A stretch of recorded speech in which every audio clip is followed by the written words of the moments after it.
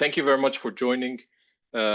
Today, it's going to be going back to a little bit to the SAP Security Baseline and talking about it. So we are going to discuss how the SAP Security Baseline is just a start towards your SAP security journey, and what other areas that we can include to give that holistic approach. So we want to see where organizations, where the gaps exist in this SAP Security Baseline, what to consider moving on with the different areas when it comes to protecting your SAP environments, what we see with our customers, where they mostly spend their time on when we say SAP security or SAP cybersecurity. So these important areas we will cover today in our Tackling SAP Security Together. So thank you all for joining. As you might know, this is recorded. We will, if you want to sign up to get latest information about the TSST or the Tackling SAP Security Together event or any other information, please do so. We're a smaller group than usual, but I see still people coming in.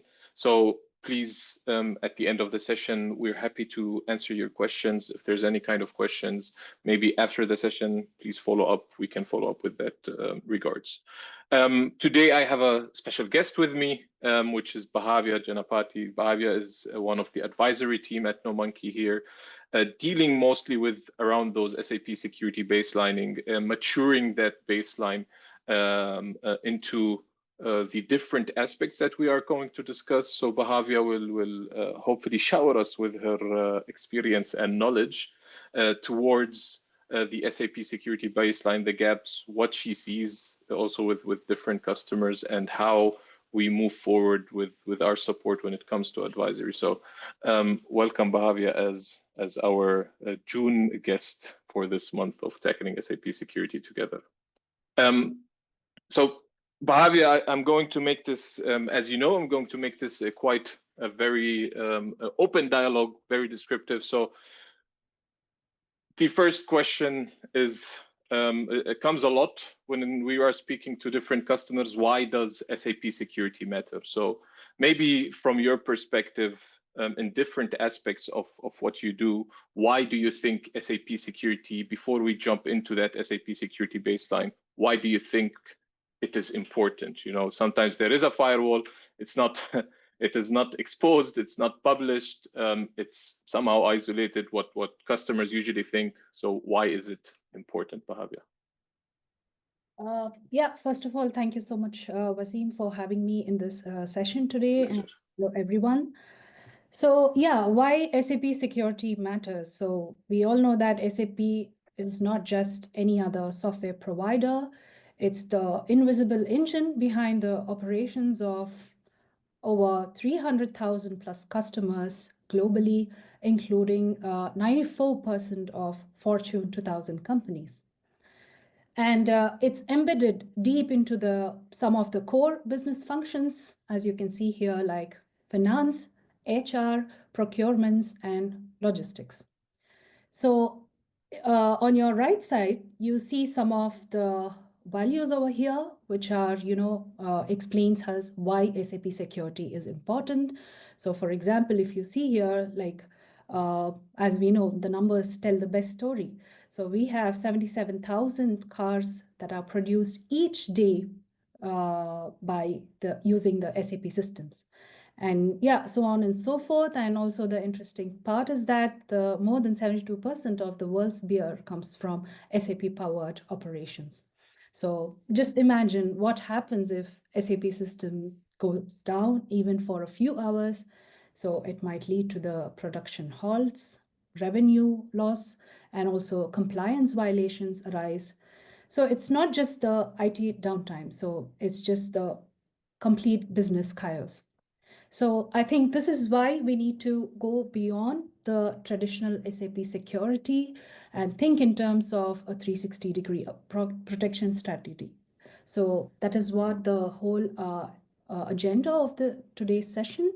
So now we've seen how critical SAP systems are to the global business operations. So let's shift our focus to the threat landscape and see why these systems are increasingly becoming prime targets for SAP cyber attacks. So firstly, let's have a look at these alarming statistics from the Chatter report by unaddressed. And so this shows that there's a growing increase and interest from cyber criminals in targeting these platforms. But why? Why are attackers so interested in attacking the SAP environments? So attackers usually try to exploit organizations through the easiest ways or the easiest paths that they could find. But why would they want to tackle SAP systems when we say that SAP environments are so much of complexity?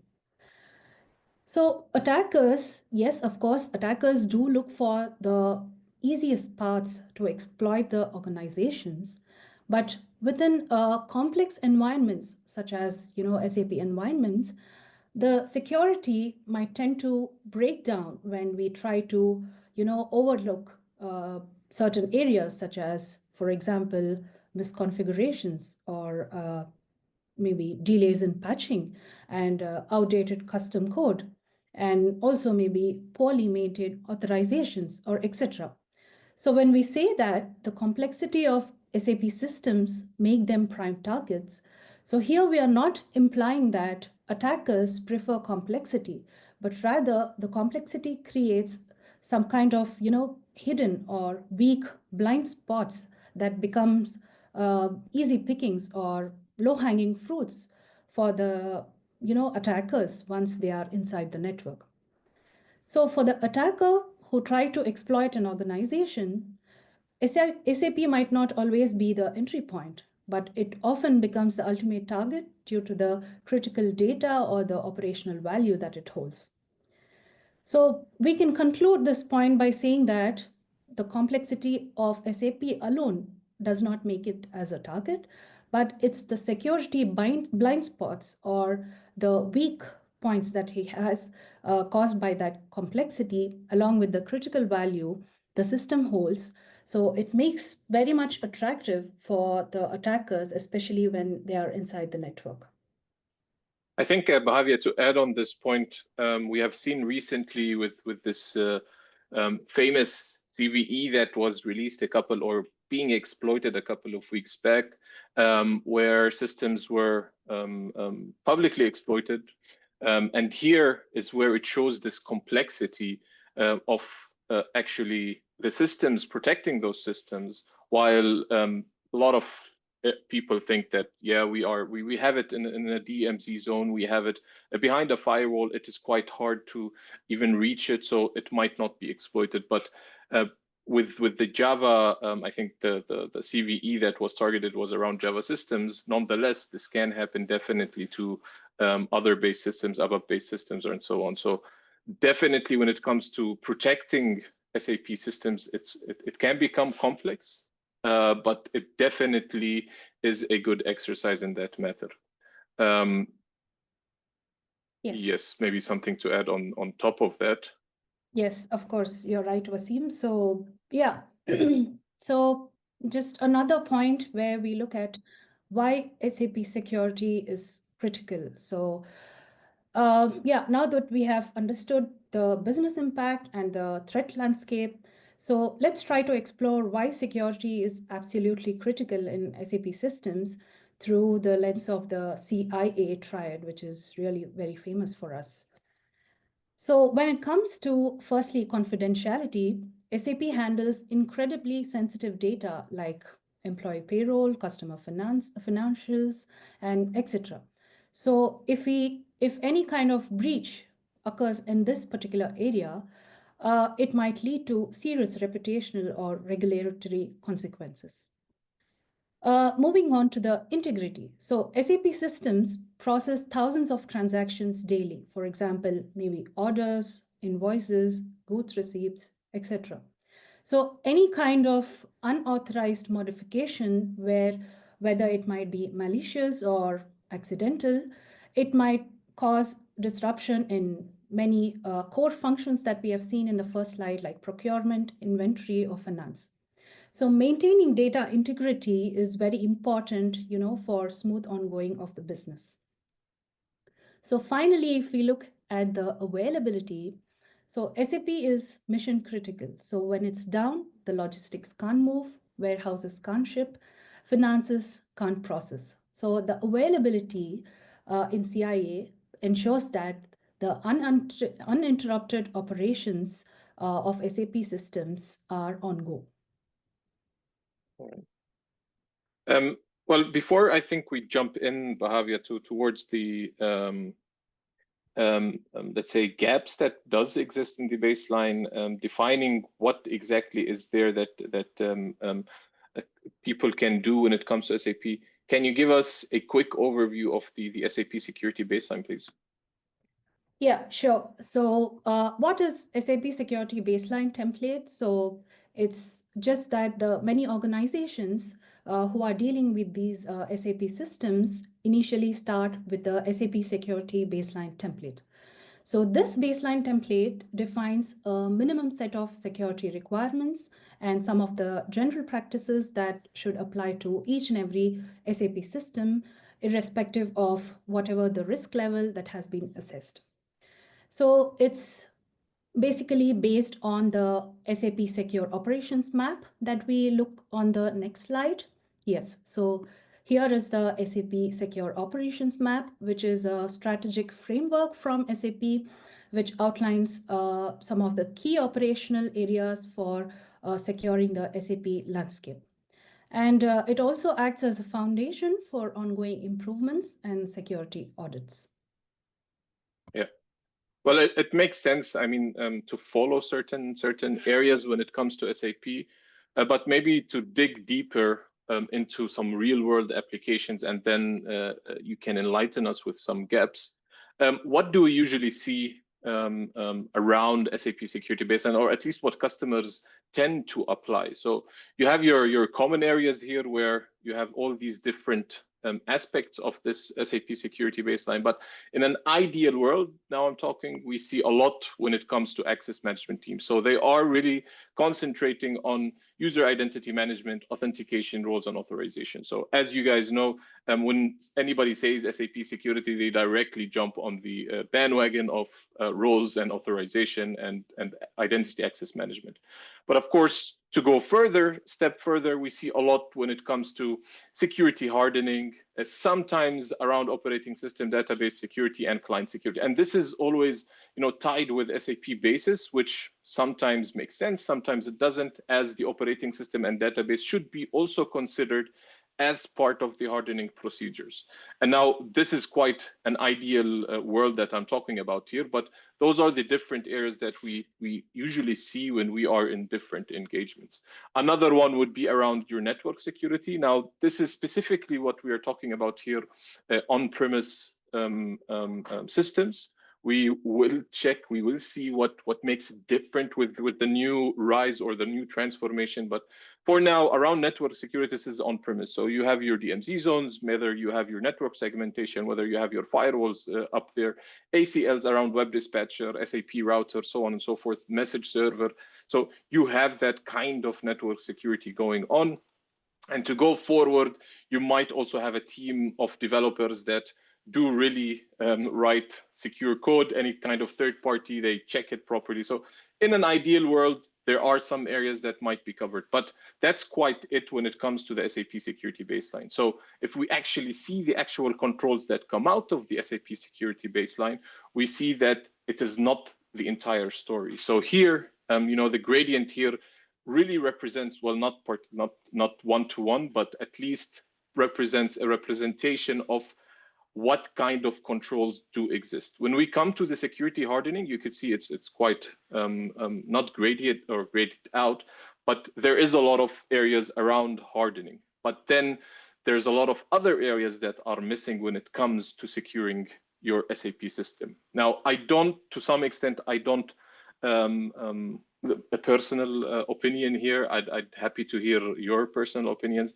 I don't think that SAP necessarily needs to address the other areas. This is areas that the organization needs to address. So, but all you need to understand is that you as a customer of SAP needs to understand that SAP is not addressing these areas. And we'll see how, when it comes to transformation, what then changes exactly when it comes to these different baseline levels.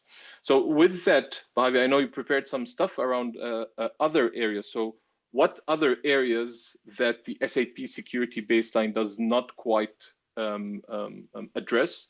A lot of the findings that we do when we are doing some sort of penetration tests, we try to identify these findings based off of, you know, the where it might be easy for us to exploit or find vulnerabilities there. What are the other areas that the baseline does not address? Yes. So if we move on to the next slide. Mm-hmm. Yes, we can have a closer look of some of the areas which are, you know, lacking in SAP Security Baseline. So if we have a look at the picture on the right, so an iceberg. So think of SAP Security Baseline as the tip of an iceberg. So it's usually the visible part, so which gets checked during the audits or the assessments. But if you see underneath, so there are a lot of areas of risk that the baseline doesn't address or doesn't include in its baseline template. So yeah, as you can see, starting with the first one is the OS and network level hardening. So this is not addressed. So the SAP Security Baseline mostly focuses on the application layer, so the SAP platform, not the underlying infrastructure like the operating systems or network configuration. So maybe, for example, an unpatched Linux kernel vulnerability could be exploited to gain access to the SAP server, even if the SAP application settings are secure and intact. So yeah, if we go on to the next area, which is the custom code and third-party integrations. So they are usually ignored in the SAP Security Baseline. Yeah, the baseline doesn't evaluate the risks of these custom developed ABAP codes.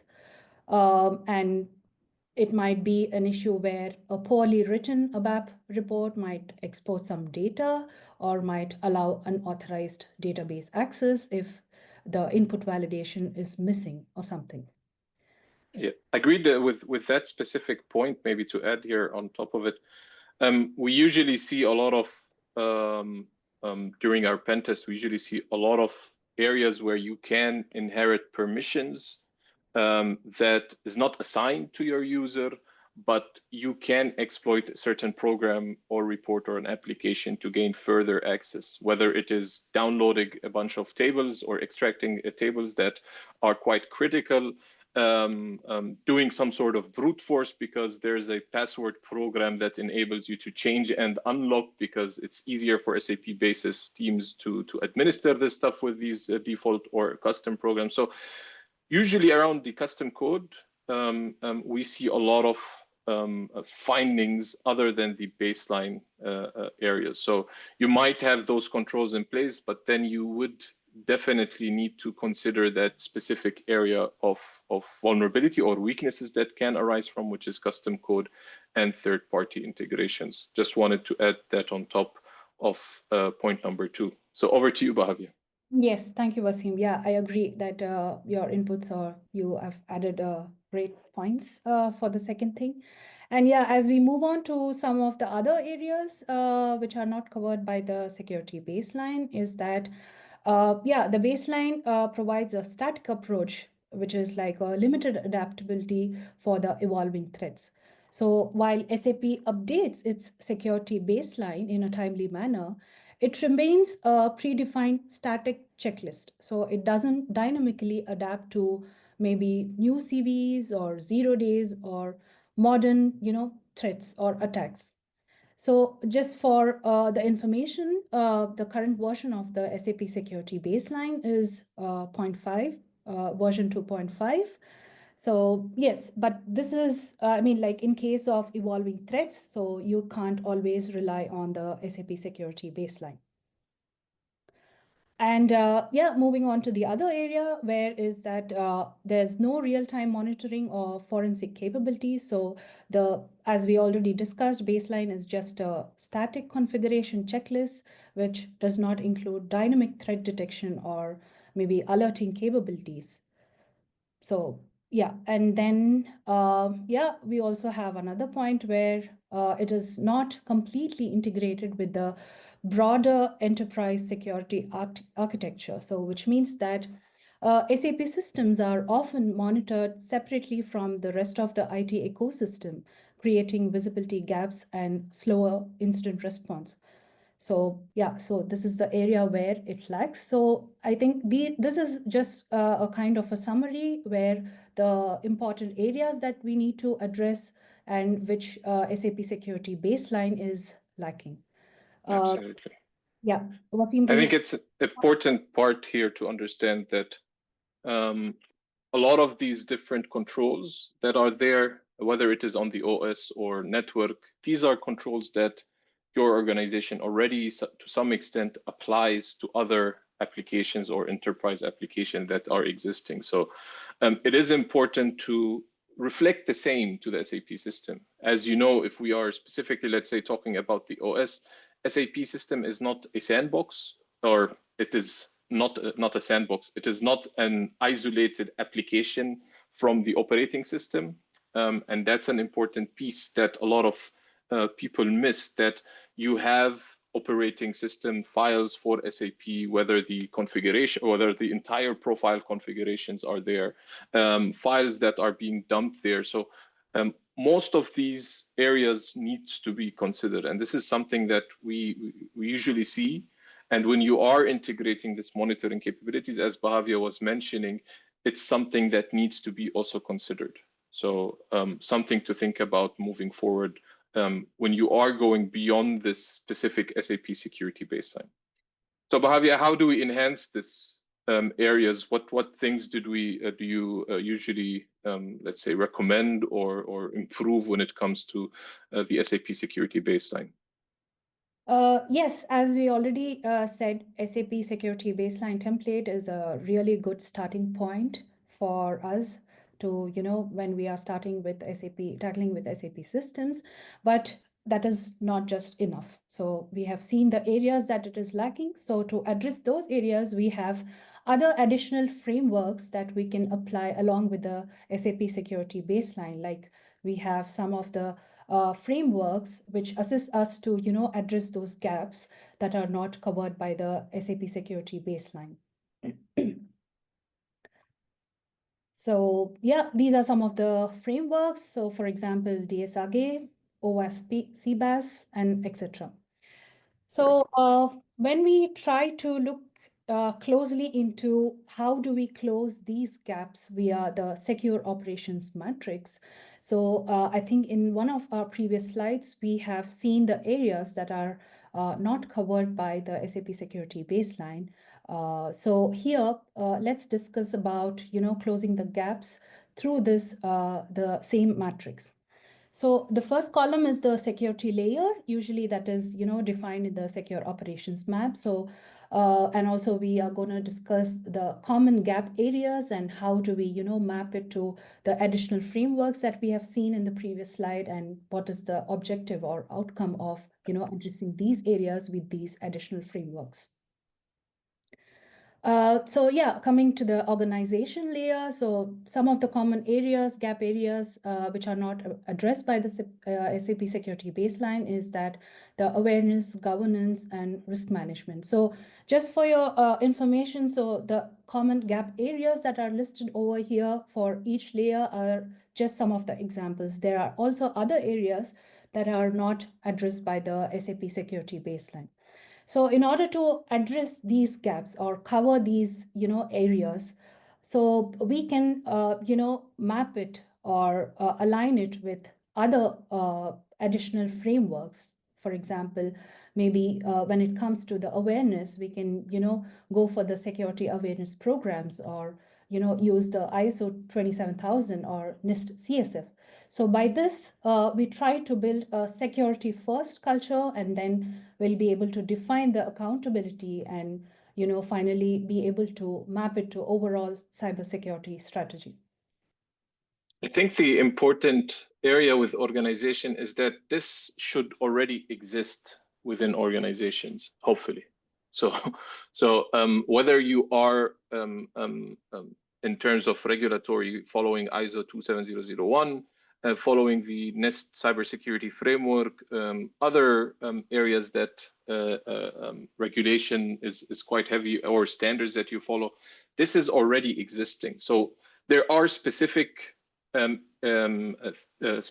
topics for SAP that will be different in that instance, but it is already there. So make sure to not miss this SAP environment that you have. And now going into, the new technology, well, not new, but the BTP technology that is now being pushed forward, it is something also to consider, whether it is around your integrations, whether it is around, your configuration that is inside there. It is an important part now to consider, to put that or at least map it into those different areas. And this is some of the process gaps that sometimes are missing when it comes to that organizational layer of the SAP Security Baseline. Yes, I agree with you, Wasim. So yeah, do we continue further, or do you want to add any more points in the slide? No, I think in general, whether it is around organization, for the different security layers, it is an important part where you can definitely map those areas. When looking at there are areas where it exists to look into. There are, within the cybersecurity world, you have, if we're talking about the application level or application layer, look into the OWASP application security verification standard. Look into the OWASP top 10. So these will give you an indication on what you can definitely build your entire security. This is already something that needs to be done. Just stick SAP systems there and try to implement the same thing that you're talking about. So to move forward, we do see a lot when it comes to customers who really want to do the whole holistic approach, holistic view when it comes to these areas. They definitely want to integrate those tools. They will definitely want to integrate all of this, but some of them are, yes, we've seen that they have a tool.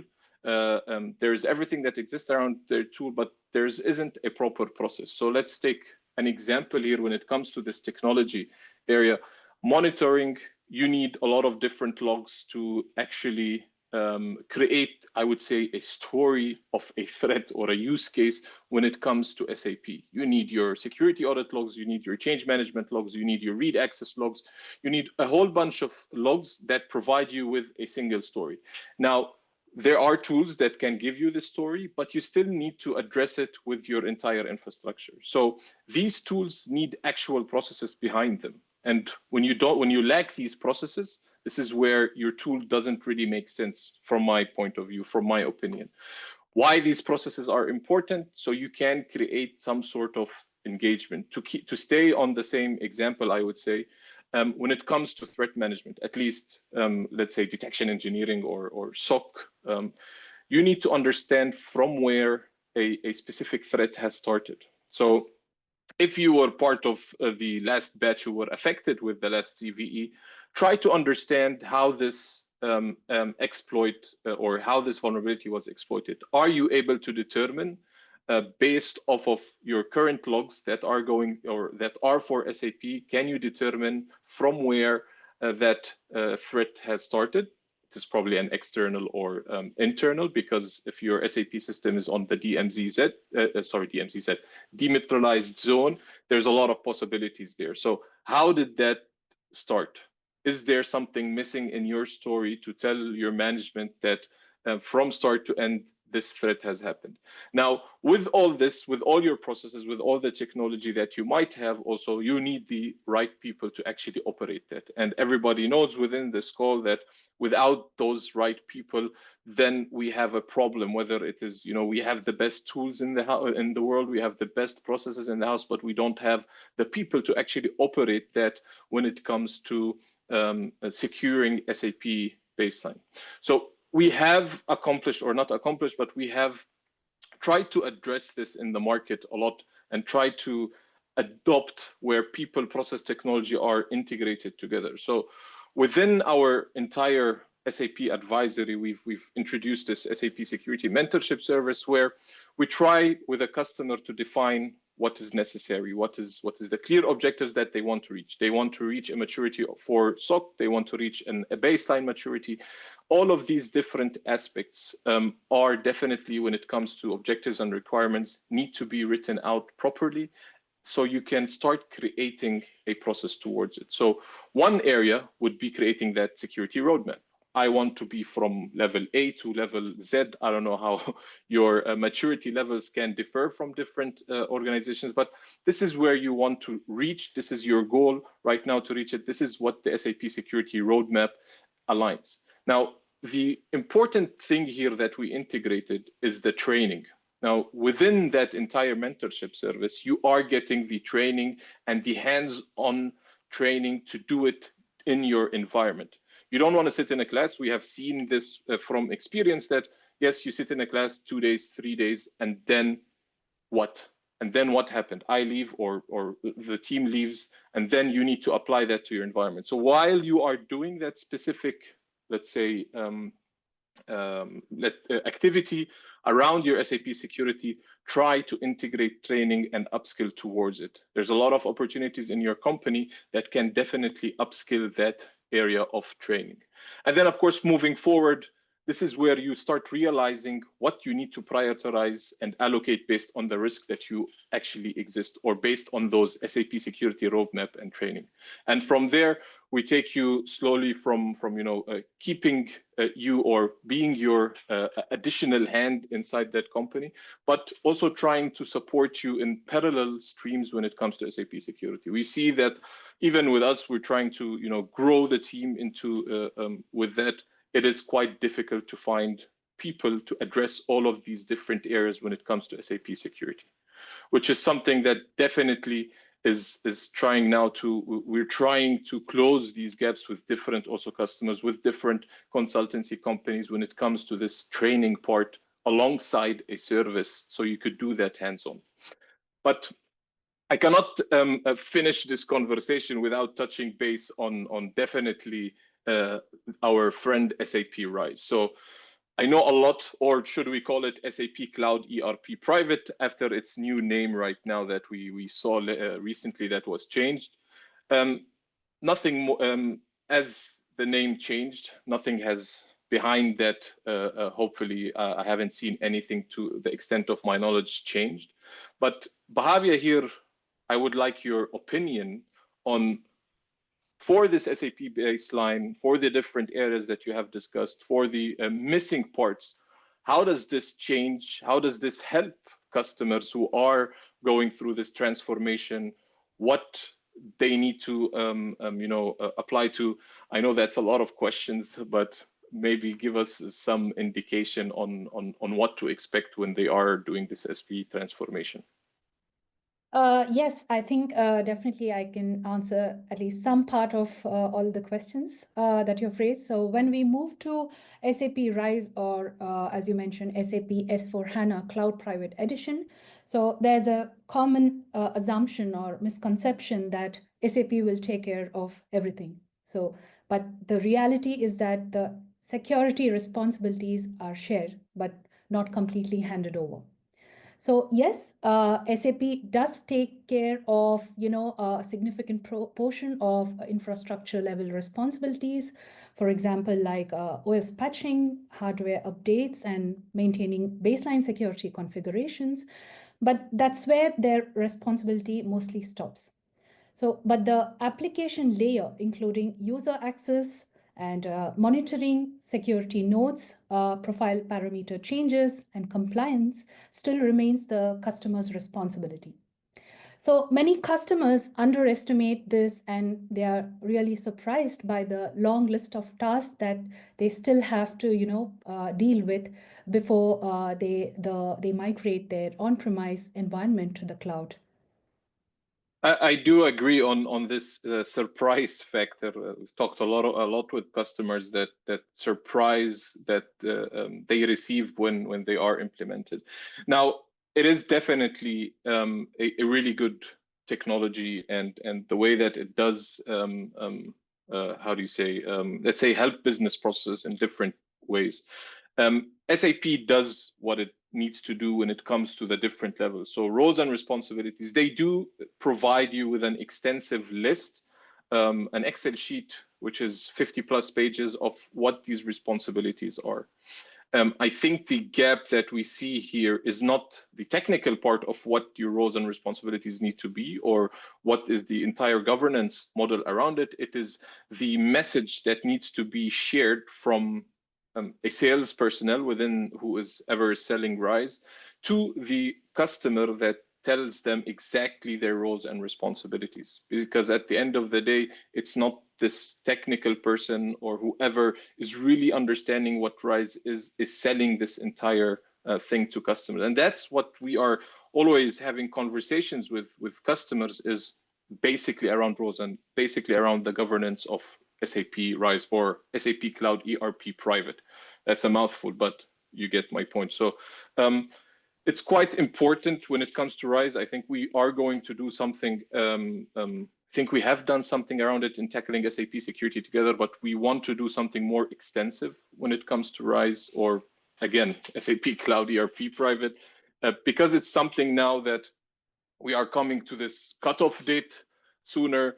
There's a lot of integrations now that are going also when it comes to BTP. So I think there is an important part where we will address it with the tackling SAP security together, because it's going to take more than 45 minutes, I guarantee it. But one thing to keep in mind, I think, which is something that I usually put from the Cloud Security Alliance, it's something also to follow, to look into, because they do provide a lot of open source knowledge skills around protection or around cloud protection and security. So it says that, you know, the provider, whether it is SAP or the different hyperscalers, is responsible of the actual cloud or of the actual data center, so on and so forth, to some extent the infrastructure, depending on what your agreements are, but the customer will always be responsible what they put into the cloud. So data is never migrated for the customer's responsibility. You can put some insurance companies around that, but at the end of the day, it is your personal, or not personal, but your organization's data that is quite critical. And when it comes to the application layer and how SAP is trying to move towards the different technologies that they are pushing right now, it is quite important to understand that before diving into any transformation. Now, it is inevitable. It's something that everybody needs to move to, but try to do it alongside your entire transformation. Put in security alongside your entire transformation. Before, Bahavia, we open it up to some questions.